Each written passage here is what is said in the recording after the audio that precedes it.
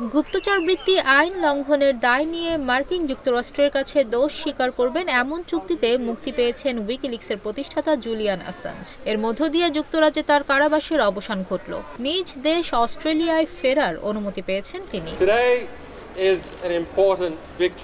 সোমবার 24 জুন কারাগার থেকে মুক্তি পান জুলিয়ান অ্যাসাঞ্জ। তিনি যুক্তরাজ্য ছেড়েছেন। এক এক্স বার্তায় উইকিলিক্স এ তথ্য জানিয়েছে, খবর আল জাজিরার।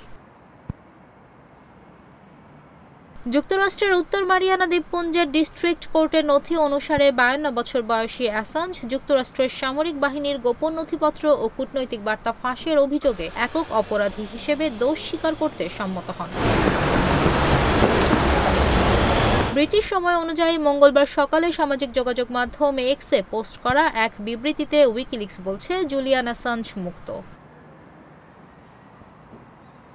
স্থানীয় সময় বুধবার সকালে আমেরিকায় তার পৌঁছানোর কথা। এ সপ্তাহেই মার্কিন আদালতে হাজির হওয়ার কথা রয়েছে তার। তথ্য বলছে, মার্কিন আদালতে তিনি দোষী সাব্যস্ত হবেন, তবে তার সাজা কমে 5 বছরের কারাদণ্ড হতে পারে। ব্রিটেনের কারাগারে ইতোমধ্যেই সেই 5 বছর কাটিয়েছেন তিনি।